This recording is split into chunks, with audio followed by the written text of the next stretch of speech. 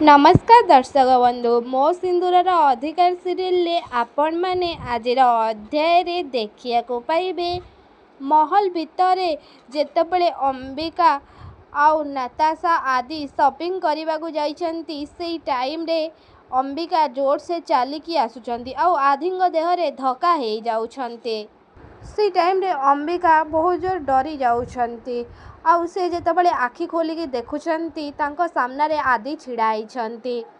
आदि को अंबिका कहउछंती मु तुमको कहिथिली ना मोर पीछा करिवनी बोली। से टाइम रे अंबिका जेतेबेले जीवा को लागुछंती से टाइम रे आदि अंबिका हाथ को टाणी आणुछंती आउ कहउछंती दौड़ुछ कोन पाई।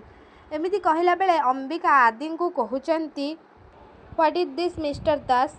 से टाइम रे आदि अंबिका को कहउछंती मो पाखु आसिले तम मनरे किछि किछि होउछि कि जेमिति काली राति रे हेइतिला मोर सब किछि मने अछि। मिस अंबिका तमर मने अछि ना काली राति रे तमे मते कौन कहितिलो। से टाइम रे अंबिका भाबुछंती आदि को से कौन कहितिले।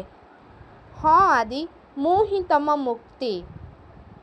हाँ दर्शक बंधु मो सिंदूरर अधिकार सीरियल आपण मैंने आज अध्याय रे एमिति किछि सब देखा पाइबे। आपण मानकु कौन लगुच आदि कौन सतरे जानी सारिलेनी कौन मुक्ति कौन कन्फेस कर सारिलेनी जे से होउचंती मुक्ति। अंबिका चौधरी नुहंती आदि कौन सियोर हो गले जे से होउचंती तांको मुक्ति कौन आदि ए कथा जानी साइला परे पुणी मुक्ति को तांको पाखकु फेरई नेबे ना मुक्तिंकर जो भूल भावना अच्छी तांको मनरे आदि तांको मारिबाकु चेष्टा करुथिले आदि तांको केबे भी भल पांदिनी कौन सेथिपाई अंबिका माने मुक्ति कौन आदिंक सहित जीवेनी आदिंक सहित आउ थरे मैरेज भी करिवेनी कौन से नताशा को आदिंक सहित मैरेज करने को देवे कौन आदि प्रमाण करें से मुक्ति को केबे भी मारिबाकु चेष्टा करू नथुले बोली ए सबु नताशा आउ धनश्री शालिनी जयदेव को प्लान थिला बोली एक कथा जेतेबेले आदि जानिबे ए सबु धनश्री शालिनी जयदेव आउ नताशार प्लान थिला से टाइम रे